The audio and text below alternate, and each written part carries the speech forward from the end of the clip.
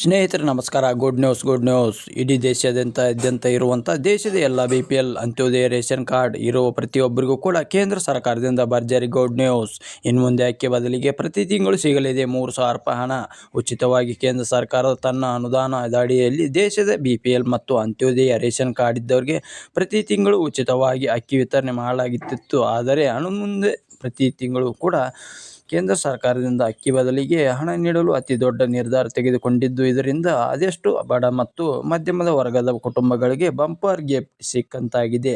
ಹಾಗಿದ್ರೆ ಬನ್ನಿ, ನೀವು ಕೂಡ ಪ್ರತಿ ತಿಂಗಳು ರೇಷನ್ ಕಾರ್ಡ್ ಅಂಗಡಿಯಿಂದ ಆಹಾರ ಧಾನ್ಯ ಪಡೆದುಕೊಳ್ಳುತ್ತಿದ್ದೀರಿ. BPL APL ರೇಷನ್ ಕಾರ್ಡ್ ಇದ್ದರೆ ಪ್ರತಿ ತಿಂಗಳು ಕೂಡ ಕೇಂದ್ರ ಸರ್ಕಾರದಿಂದ ಹಣ ಪಡೆಯಲು ಯಾವೆಲ್ಲ ಕೆಲಸಗಳನ್ನು ಮಾಡಬೇಕು ಮತ್ತು ಎಂಥವರಿಗೆ ಕೇಂದ್ರ ಸರ್ಕಾರ ಹಣ ನೀಡುತ್ತದೆ, ಈ ಹಣ ಪಡೆದುಕೊಳ್ಳುವುದಾದರೆ ಹೇಗೆ ಎಂಬುದನ್ನು ಈ ಕುರಿತು ಕಂಪ್ಲೀಟ್ ಡೀಟೇಲ್ಸ್ ನಿಮ್ಮ ಮುಂದೆ ಇಡುತ್ತೇನೆ.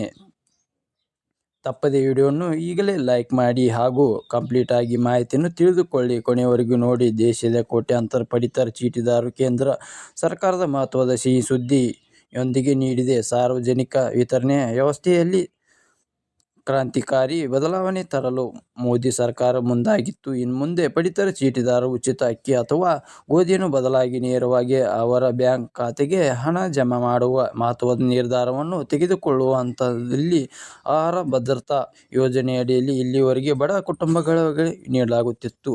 ಪಡಿತರ ಸಾಮಗ್ರಿಗಳು ವಿತರಣಾ ವ್ಯವಸ್ಥೆಯಲ್ಲಿ ಸಂಪೂರ್ಣ ತರಲು ಮತ್ತು ಸೋರಿಕೆಯನ್ನು ತಡೆಗಟ್ಟಲು ಕೇಂದ್ರ ಸರ್ಕಾರ ಈ ಹೊಸ ಹೆಜ್ಜೆಯನ್ನು ಇಟ್ಟಿದೆ. ಅಕ್ಕಿ ಬದಲು ನಗದು ವರ್ಗಾವಣೆ ಯೋಜನೆ ಪ್ರಸ್ತುತ ಪಡಿತರ ಅಂಗಡಿಗಳ ಮೂಲಕ ಅಕ್ಕಿ, ಗೋಧಿ ಮತ್ತು ಇತರೆ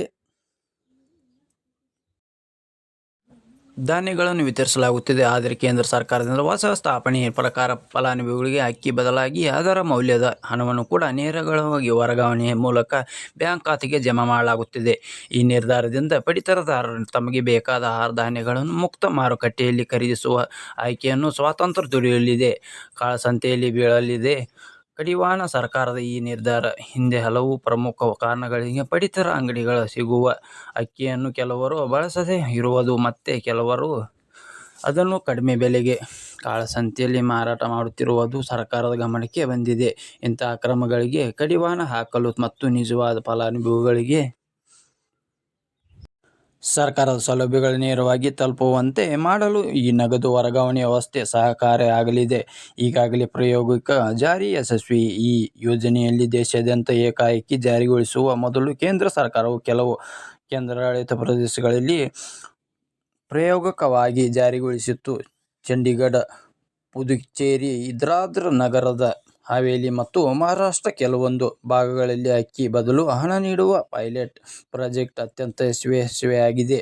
ಅಲ್ಲಿನ ನಕಾರಾತ್ಮಕ ಫಲಿತಾಂಶಗಳಲ್ಲಿ ಆಧರಿಸಿದ ಈಗ ದೇಶಾದ್ಯಂತ ಈ ಯೋಜನೆಯನ್ನು ವಿಸ್ತರಿಸಲು ಸಿದ್ಧತೆ ನಡೆಸಲಾಗಿದೆ. ಈ ರೂಪಾಯಿ ವೋಚರ್ ವ್ಯವಸ್ಥೆ ಜಾರಿ. ಈ ಯೋಜನೆಯಲ್ಲಿ ಅನುಷ್ಠಾನಕ್ಕಾಗಿ ಕೇಂದ್ರ ಸರ್ಕಾರವು ಕೂಡ ಸ್ಟೇಟ್ ಬ್ಯಾಂಕ್ ಆಫ್ ಇಂಡಿಯಾಗೆ ಜೊತೆಗೆ ಕೈಜೋಡಿಸಿ ಡಿಜಿಟಲ್ ಇಂಡಿಯಾ ಅಡಿಯಲ್ಲಿ ಈ ರೂಪಾಯಿ ಒಂದು ಡಿಜಿಟಲ್ ವೋಚರ್ ವ್ಯವಸ್ಥೆಯನ್ನು ಜಾರಿಗೆ ತರಲಾಗುತ್ತಿದೆ. ಪ್ರತಿ ತಿಂಗಳು ಫಲಾನುಭವಿಗಳಿಗೆ ನೋಂದಾಯಿತ ಮೊಬೈಲ್ ಸಂಖ್ಯೆ ಡಿಜಿಟಲ್ ವೋಟರ್ ಸಂದೇಶ ರೂಪದಲ್ಲಿ ಬರುತ್ತದೆ. ಈ ವೋಟರ್ ಬಳಸಿ ಫಲಾನುಭವಿಗಳು ಪಡಿತರ ಅಂಗಡಿಯಲ್ಲಿ ಧಾನ್ಯನಾದರೂ ಖರೀದಿಸಬಹುದು ಅಥವಾ ತಮ್ಮ ಬ್ಯಾಂಕ್ ಖಾತೆ ಹಣವನ್ನು ಕೂಡ ಜಮಾ ಮಾಡಿಕೊಳ್ಳುವ ಸೌಲಭ್ಯಗಳನ್ನು ಕೂಡ ಪಡೆದುಕೊಳ್ಳಬಹುದು. ನಕಲಿ ಕಾರ್ಡ್ಗಳಿಗೆ ಬ್ರೇಕ್. ದೇಶದಲ್ಲಿ ಈಗಾಗಲೇ ಸುಮಾರು 76,000ಕ್ಕೂ ಹೆಚ್ಚು ನಕಲಿ ಪಡಿತರ ಚೀಟಿಗಳನ್ನು ಗುರುತಿಸಲಾಗಿದೆ. ನೇರಗಳು ವರ್ಗಾವಣೆ ಪದ್ಧತಿ ಜಾರಿಗೆ ಬಂದರೆ ನಕಲಿ ಕಾರ್ಡುಗಳ ಕೂಡ ಹಾವಳಿ ಸಂಪೂರ್ಣವಾಗಿ ನಿಲ್ಲಲಿದ್ದು, ಸರ್ಕಾರದ ಬೊಕ್ಕಸಕ್ಕೆ ಆಗುತ್ತಿರುವ ನಷ್ಟ ತಪ್ಪಲಿಕ್ಕೆ ಮಧ್ಯವರ್ತಿಗಳ ಕಾಟವಿಲ್ಲದೆ ಬಡವರಿಗೆ ಸಲ್ಲಬೇಕಾದ ಹಣ ನೇರವಾಗಿ ಅವರ ಕೈ ನೇರಲಿದೆ. ಒಟ್ಟಾರೆಯಾಗಿ ಈ ಬದಲಾವಣೆಯಲ್ಲಿ ಪಡಿತರ ವ್ಯವಸ್ಥೆಯಲ್ಲಿ ಹೊಸ ಸಂಚಲನ ಮಂಡಿಸಲಾಗಿದ್ದು, ಫಲಾನುಭವಿಗಳಿಗೆ ಹೆಚ್ಚಿನ ಅಧಿಕಾರ ಮತ್ತು ಆಯ್ಕೆಯನ್ನು ನೀಡಲಿದೆ ಎಂದು ವಿಶ್ಲೇಷಿಸಲಾಗಿದೆ. ಅಕ್ಕಿ ಮತ್ತು ಗೋಧಿ ನೀಡುವ ಬದಲು ಫಲಾನುಭವಿಗಳಿಗೆ ಬ್ಯಾಂಕ್ ಖಾತೆಗೆ ನೇರವಾಗಿ ಹಣ ಜಮಾ ಮಾಡುವ ಯೋಜನೆ ಕೇಂದ್ರ ಸರ್ಕಾರದ ತಯಾರಿ ನಡೆಯುತ್ತಿದೆ. ಈ ಹೊಸ ಕ್ರಮದಿಂದ ಜನರಿಗೆ ಹೆಚ್ಚು ಆಯ್ಕೆ ಸ್ವಾತಂತ್ರ್ಯ ಸಿಗಲಿದೆ. ಪಡಿತರ ಅಂಗಡಿಯಲ್ಲಿ ಸಿಗುವ ವಸ್ತುಗಳ ಮೇಲೆ ಮಾತ್ರ ಅವಲಂಬಿತರಾಗಿರುತ್ತಾರೆ. ತಮ್ಮ ಅಗತ್ಯ ತಕ್ಕಂತೆ ಆಹಾರ ವಸ್ತುಗಳು ಖರೀದಿಸಿಕೊಳ್ಳಲು ಸಾಧ್ಯವಾಗುತ್ತದೆ ಎಂಬುದು ಸರ್ಕಾರದ ಉದ್ದೇಶ. ಪಡಿತರ ವಸ್ತು ದುರುಪಯೋಗ ಕಡಿವಾಣ ಸುಸ್ಥ ವ್ಯವಸ್ಥೆಯಲ್ಲಿ ಅಕ್ಕಿ, ಗೋಧಿ ಮತ್ತು ಬೇಳೆಕಾಳುಗಳು ಪಡಿತರ ಅಂಗಡಿಗಳ ಮೂಲಕ ವಿತರಿಸಲಾಗುತ್ತಿದೆ. ಆದರೆ ಕೆಲವೊಂದು ಕಡೆಗಳಲ್ಲಿ ಫಲಾನುಭವಿಗಳಿಗೆ ಈ ವಸ್ತುಗಳನ್ನು ತೆಗೆದುಕೊಳ್ಳದೆ ಬಿಡುವುದು ಅಥವಾ ಕಡಿಮೆ ದರಕ್ಕೆ ಅಕ್ರಮವಾಗಿ ಮಾರಾಟ ಮಾಡುವ ಆರೋಪಗಳು ಕೇಳಿ ಬರುತ್ತಿದೆ. ಇದರಿಂದ ಸರ್ಕಾರ ಸಹಾಯ ನಿಜವಾದ ಬಡವರಿಗೆ ತಲುಪುತ್ತಿಲ್ಲ ಎಂಬ ಟೀಕೆಗಳು ಹೆಚ್ಚಾಗುತ್ತಿದೆ. ಈ ಎಲ್ಲ ಸಮಸ್ಯೆಗಳಲ್ಲಿ ಗಮನದಲ್ಲಿಟ್ಟುಕೊಂಡು ಸರ್ಕಾರ ನೇರ ನಗದು ವರ್ಗಾವಣೆ ವ್ಯವಸ್ಥೆಯನ್ನು ಪರಿಚಯಿಸಲು ನಿರ್ಧರಿಸಿದೆ. ಇದರಿಂದ ಪಡಿತರ ವಸ್ತುಗಳ ದುರುಪಯೋಗಕ್ಕೆ ಕಡಿವಾಣ ಬೀಳಲಿದೆ ಎಂಬುದು ನಿರೀಕ್ಷೆ ಇದೆ. ಪ್ರತಿ ತಿಂಗಳು ಕೂಡ ನೇರವಾಗಿ ಹಣ ಜಮಾ. ಹೊಸ ಯೋಜನೆ ಪ್ರಕಾರ ಪ್ರತಿ ತಿಂಗಳು ಕೂಡ ಫಲಾನುಭವಿಗಳಿಗೆ ಬ್ಯಾಂಕ್ ಖಾತೆಗೆ ನಿಗದಿ ಮೊತ್ತವನ್ನು ಕೂಡ ಜಮಾ ಮಾಡಲಾಗುತ್ತದೆ. ಈ ಹಣವನ್ನು ಕೂಡ ಬಳಸಿ ಜನರು ತಮಗೆ ಬೇಕಾದ ಆಹಾರ ವಸ್ತುಗಳನ್ನು ಸ್ವತಂತ್ರವಾಗಿ ಖರೀದಿಸಬಹುದು. ಇದರಿಂದ ಪಡಿತರ ಅಂಗಡಿಗಳಿಗೆ ಮೇಲಿನ ಒತ್ತಡ ಕೂಡ ಕಡಿಮೆಯಾಗಲಿದೆ.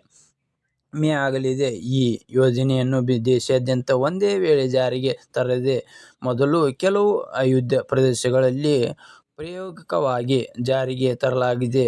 ಚಂಡೀಗಢ, ಪುದುಚೇರಿ, ದಾದ್ರಾ ಮತ್ತು ನಗರ ಹವೇಲಿ ಹಾಗೂ ಮಹಾರಾಷ್ಟ್ರ ಕೆಲವು ಭಾಗಗಳಲ್ಲಿ ಈ ಪೈಲಟ್ ಯೋಜನೆ ಯಶಸ್ವಿಯಾಗಿದೆ.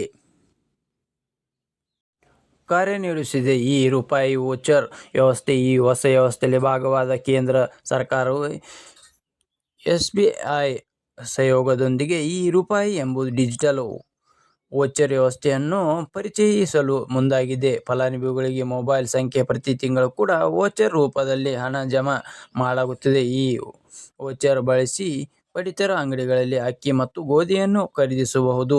ಅಗತ್ಯವಿದ್ದರೆ ಈ ಮೊತ್ತವನ್ನು ಕೂಡ ಬ್ಯಾಂಕ್ ಖಾತೆ ಮೂಲಕ ನಗದು ರೂಪದಲ್ಲಿ ಪಡೆಯಲು ಅವಕಾಶ ಇರಲಿದೆ. ಡಿಜಿಟಲ್ ವ್ಯವಸ್ಥೆ ಮೂಲಕ ಹಣ ವರ್ಗಾವಣೆ ಆಗುವುದರಿಂದ ಮಧ್ಯವರ್ತಿಗಳ ಮಾತ್ರ ಕಡಿಮೆಯಾಗುತ್ತದೆ. ನಕಲಿ ಪಡಿತರ ಚೀಟಿಗಳಲ್ಲಿ ಅಂತೆ. ಈ ಹೊಸ ನೀತಿ ಪ್ರಮುಖ ಉದ್ದೇಶಗಳಲ್ಲಿ ಒಂದಾಗಿದೆ. ನಕಲಿ ಪಡಿತರ ಚೀಟಿಗಳನ್ನು ಸಂಪೂರ್ಣವಾಗಿ ನಿರ್ಮೂಲನೆ ಮಾಡುವುದು. ಈಗಾಗಲೇ ದೇಶಾದ್ಯಂತ 76,000ಕ್ಕೂ ಹೆಚ್ಚು ನಕಲಿ ಪಡಿತರ ಕಾರ್ಡ್ಗಳನ್ನು ಗುರುತಿಸಲಾಗಿದ್ದು, ಇವುಗಳಿಂದ ಸರ್ಕಾರಕ್ಕೆ ದೊಡ್ಡ ಪ್ರಮಾಣದ ಆರ್ಥಿಕ ನಷ್ಟವಾಗುತ್ತಿತ್ತು. ನಗದು ವರ್ಗಾವಣೆ ವ್ಯವಸ್ಥೆ ಜಾರಿಗೆ ಬಂದರೆ ಕಪ್ಪು ಮಾರುಕಟ್ಟೆ ವಹಿವಾಟುಗಳ ಮೇಲೆ ಪರಿಣಾಮವಾಗಿ ನಿಯಂತ್ರಣ ಸಾಧ್ಯವಾಗುತ್ತದೆ. ಸರ್ಕಾರದ ನೆರವು ನೇರವಾಗಿ ಅರ್ಹ ಫಲಾನುಭವಿಗಳಿಗೆ ತಲುಪಲು ವ್ಯವಸ್ಥೆ ಮಾಡಲಾಗುತ್ತದೆ. ಬಡವರಿಗೆ ನೇರವಾಗಿ. ಒಟ್ಟಾರೆ ಈ ಹೊಸ ಪಡಿತರ ನೀತಿಯಿಂದ ಪಾರದರ್ಶಕತೆ ಹೆಚ್ಚಾಗಲಿದೆ. ಸರ್ಕಾರ ನೀಡುವ ಸಹಾಯ ಮಧ್ಯದಲ್ಲಿ ಅಡಿಯಲ್ಲಿ ನೇರವಾಗಿ ಜನರಿಗೆ ತಲುಪುತ್ತದೆ. ಬಡ ಮತ್ತು ಮಧ್ಯಮ ವರ್ಗದ ಕುಟುಂಬಗಳಿಗೆ ಇದು ಹೆಚ್ಚು ಉಪಯುಕ್ತವಾಗುತ್ತದೆ ನಿರೀಕ್ಷೆ ಇದೆ. ಪಡಿತರ ವ್ಯವಸ್ಥೆಯಲ್ಲಿ ಇದು ದೊಡ್ಡ ಬದಲಾವಣೆಯಾಗಲಿದೆ. ಮುಂದಿನ ದಿನಗಳಲ್ಲಿ ದೇಶದ ಆಹಾರ ಭದ್ರತೆ ವ್ಯವಸ್ಥೆಗೆ ಹೊಸ ದಿಕ್ಕು ನೀಡುವ ಸಾಧ್ಯತೆಯಿದೆ. ಅನ್ನಭಾಗ್ಯ ಯೋಜನೆಯಡಿಯಲ್ಲಿ ಸರ್ಕಾರ ಬಡವರಿಗೆ ಸಬ್ಸಿಡಿ ದರದಲ್ಲಿ ಅಕ್ಕಿ, ಧಾನ್ಯಗಳು ನೀಡುತ್ತಿತ್ತು. ಅಲ್ಲದೆ ಈ ಯೋಜನೆಯ ಫಲಾನುಭವಿಗಳಾಗಬೇಕೆಂದರೆ ಬಿಪಿಎಲ್ ಅಂತ್ಯೋದಯ ಕಾರ್ಡ್ಗಳು ಇರಲೇಬೇಕು. ಆದರೆ ಇತ್ತೀಚೆಗೆ ಬಿಪಿಎಲ್ ಕಾರ್ಡ್ ದುರುಪಯೋಗವಾಗುತ್ತಿದೆ ಎಂಬ ಆರೋಪ ಕೇಳಿಬಂದಿದೆ. ಈ ಆರೋಪದ ಬೆನ್ನಲ್ಲೇ ಎಚ್ಚೆತ್ತುಕೊಂಡು ಸರ್ಕಾರ ಇದೀಗ ಮಹತ್ವದ ಕ್ರಮ ಕೈಗೊಂಡಿದೆ.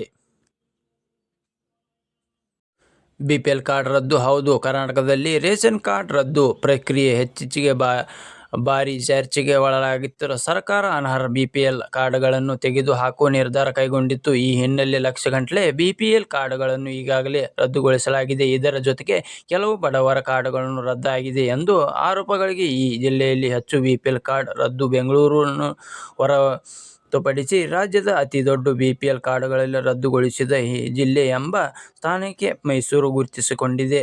ಆಹಾರ ಮತ್ತು ನಾಗರಿಕ ಸರಬರಾಜು ಸಚಿವ ಕೆ. ಎಚ್. ಮುನಿಯಪ್ಪ ಅವರು ತೇರದಾಳದ ಶಾಸಕ ಸಿದ್ದು ಸವದಿ ಅವರ ಪ್ರಶ್ನೆಗೆ ವಿಧಾನಸಭಾ ಅಧಿವೇಶನದಲ್ಲಿ ಉತ್ತರಿಸುವ ಸಂದರ್ಭದಲ್ಲಿ ಕಳೆದ ಒಂದು ವರ್ಷದಲ್ಲಿ ಮೈಸೂರು ಜಿಲ್ಲೆಯ ಒಟ್ಟು 23,359 ಬಿಪಿಎಲ್ ಕಾರ್ಡ್ಗಳನ್ನು ರದ್ದುಪಡಿಸಿ ಎಪಿಎಲ್ ಕಾರ್ಡ್ಗಳಾಗಿ ಪರಿವರ್ತಿಸಲಾಗಿದೆ ಎಂದು ಹೇಳಿದರು.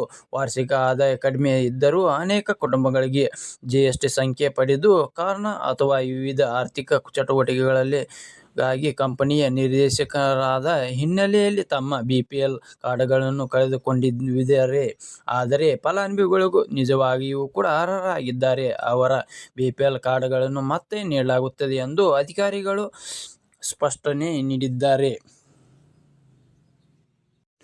ರಾಜ್ಯಾದ್ಯಂತ ಫಲಾನುಭವಿಗಳಿಗೆ ಅರ್ಹತೆಯನ್ನು ನಿರ್ಧರಿಸುವ 14 ಮಾನದಂಡಗಳ ಆಧಾರದ ಮೇಲೆ ಒಟ್ಟು 4,57,19 BPL ಕಾರ್ಡ್ಗಳನ್ನು APL ಕಾರ್ಡ್ಗಳಾಗಿ ಪರಿವರ್ತಿಸಲಾಗಿದೆ ಎಂದು ವರದಿಯಾಗಿದೆ. ಮುಖ್ಯಮಂತ್ರಿಗಳು ಹಂಚಿಕೊಂಡ ದತ್ತಾಂಶದ ಪ್ರಕಾರ ಮೈಸೂರು ಜಿಲ್ಲೆಯಲ್ಲಿ 1,309 ಅಂತ್ಯೋದಯ ಅನ್ನ ಯೋಜನೆ ಪಡಿತರ ಕಾರ್ಡ್ಗಳು ಮತ್ತು 2,250 ಆದ್ಯತಾ ಕುಟುಂಬಗಳ ಕಾರ್ಡ್ಗಳನ್ನು BPL ಪಡಿತರ ಕಾರ್ಡ್ಗಳಾಗಿ ಪರಿವರ್ತಿಸಲಾಗಿದೆ. ಈ ಬದಲಾವಣೆಗೊಂಡ ಕಾರ್ಡ್ಗಳನ್ನು ಅತಿ ಹೆಚ್ಚು ಅಂದರೆ 11,955 ಕಾರ್ಡ್ಗಳನ್ನು ಮೈಸೂರು ತಾಲೂಕಿನ ಎಂದು ಹೇಳಲಾಗಿದೆ. ಕುಟುಂಬದ ವಾರ್ಷಿಕ ಆದಾಯ, ವಾಹನ ಮಾಲೀಕತ್ವದ ಪಡಿತರ ಕಾರ್ಡ್ಗಳ ಸ್ಥಿತಿ, 25 ಲಕ್ಷಕ್ಕೂ ಹೆಚ್ಚು GST ವಹಿವಾಟು ಮುಂತಾದ 14 ಮಾನದಂಡಗಳನ್ನು ಪರಿಗಣಿಸಿ BPL ಕಾರ್ಡ್ಗಳನ್ನು ರದ್ದುಗೊಳಿಸಲಾಗಿದೆ ಎಂದು ಸಚಿವರು ವಿವರಿಸಿದ್ದಾರೆ. BPL ಕಾರ್ಡ್ ಆರೋಗ್ಯ ಸೇವೆಗಳು ಸೇರಿದಂತೆ ವಿವಿಧ ಸರ್ಕಾರಿ ಯೋಜನೆಗಳ ಪ್ರಯೋಜನಗಳನ್ನು ಪಡೆಯಲು ಪ್ರಮುಖ ಸರ್ಕಾರಿ ದಾಖಲೆ